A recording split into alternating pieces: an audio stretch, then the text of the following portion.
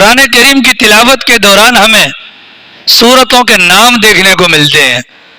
قرآن کھولے پہلی سورت سورۃ الفاتحہ نام ہے, سورۃ البقرہ نام ہے, سورۃ آل عمران نام ہے, سورۃ النساء نام ہے, مائدہ نام ہے. یہ سورتوں کے نام کیوں پڑے؟ سورتوں کے نام اکثر اور بیشتر یہ جو کلمات سورتوں کے نام کے طور پر شروع میں لکھے ہوتے ہیں اس مبارک سورت کے اندر ان کلمات کا تذکرہ ہوتا ہے اور وہیں سے اٹھا کر نام رکھا جاتا ہے. سورۃ البقرہ, بقرہ عربی زبان کے اندر گائے کو کہا جاتا ہے. اس مبارک سورت کے اندر گائے کا ذکر موجود ہے نا. وَإِذْ قَالَ مُوسَىٰ لِقَوْمِهِ إِنَّ اللَّهَ يَأْمُرُكُمْ أَن تَذْبَحُوا بَقَرَةً. یہ وہاں پر آیا, بقرہ کا لفظ اٹھایا اور اس مبارک سورت کا نام رکھ لیا. آل عمران اذ قالت امرأة عمران ربی, اب وہاں پر آل عمران کا تذکرہ موجود ہے, سورت کا نام وہی رکھ دیا. سورۃ النساء عورتوں کے مسائل اس کے اندر مذکور ہیں, وہی نام اٹھا کر اس مبارک سورت کا رکھ لیا. اسی طریقے سے سورۃ الماعون کو ماعون کہنے کی وجہ اس کی آیت نمبر 7 کے اندر بالکل اینڈ والا جو کلمہ ہے وہ ہے ماعون, وہیں سے اٹھا کر اس کا نام رکھ دیا گیا. ماعون کا مطلب ہوتا ہے برتنے والی, استعمال کی جانے والی معمولی سی چیز, معاون کا مطلب ہے. اور اسی چیز کو اٹھا کر اس مبارک سورت کا نام رکھ لیا گیا. اس سورت کو سورۃ الماعون کہا جاتا ہے. اللہ کے فضل سے بحیثیت مسلمان ہونے کے ہم میں سے تقریباً ہر دوسرے بندے کو آخری 10 صورتیں یاد ہوتی ہیں.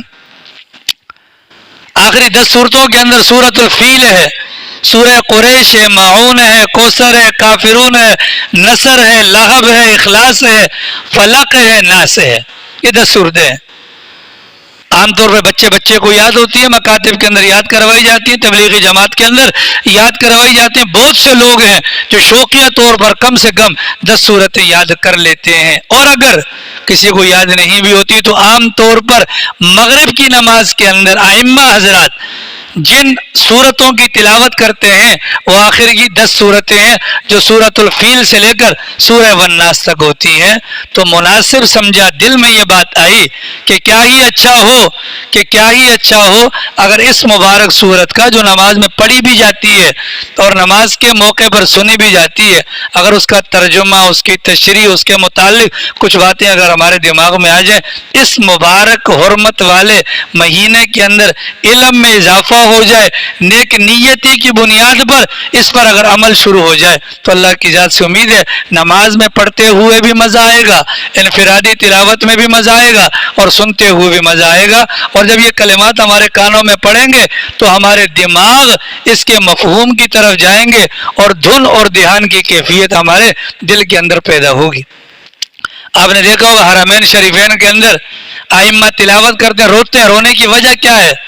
وہ اس سورت کا, ان کلمات کا, ان آیات کا پس منظر ان کے دماغ میں ہوتا ہے. ان کو مطلب کا پتہ ہے, معنی کا پتہ ہے, مفہوم کا پتہ ہے, تو وہ سورہ فاتحہ کے اندر بھی رو رہے ہوتے ہیں. اور میں اور آپ مطلب سے, معنی سے, مفہوم سے کوسوں دور ہونے کی وجہ سے ہمیں زندگی بھر کبھی توجہ نہیں ہوتی. اس نیت کی بنیاد پر کہ چلو ایک نیک اقدام ہے, ایک اچھا کام ہے, اس کام کی طرف جانے کے لیے اس مبارک صورت کا ترجمہ آپ حضرات کے سامنے اور اس سے متعلق کچھ باتیں انشاءاللہ بیان کی جائیں گی. اللہ تعالیٰ سے دعا ہے کہ اللہ تعالیٰ ہم سب کو سمجھنے, عمل کرنے کی نیت سے سننے والا بنائے, انشاءاللہ ہمیں فائدہ ہوگا. اس مبارک صورت کی 7 آیات ہیں بھیا. کتنی آیات ہیں؟ 7 آیات ہیں. ان 7 آیات کا ترجمہ دیکھ لیں. ارأیت الذی یکذب بالدین, رسول اکرم صلی اللہ علیہ وسلم کو براہ راست خطاب ہے اور پیغمبر کے واسطے سے مسلمانوں کو خطاب ہے. ارأیت الذی, بھلا کیا آپ نے دیکھا اس بندے کو, الذی یکذب بالدین, جو جھٹلاتا ہے سزا اور جزا کے دن کو. یہ کون تھا بدبخت؟ اس کے متعلق امت کے بڑوں کی رائے ہے کہ بعض کہتے ہیں کہ ولید تھا, بعض کہتے ہیں کہ ولید ابن مغیرہ تھا, بعض کہتے ہیں کہ عمرو ابن عاص تھا. بہرحال یہ کافر تھے.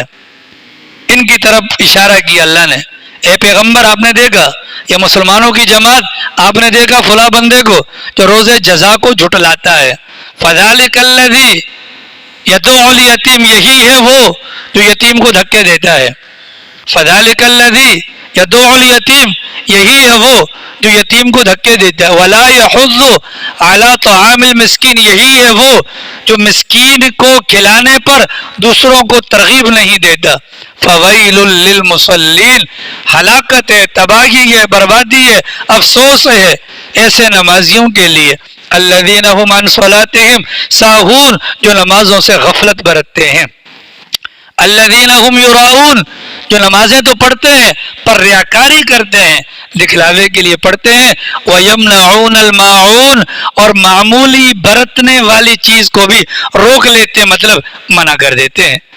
اس مبارک سورت کی ان 7 آیات کا ترجمہ آپ حضرات کے سامنے آ گیا۔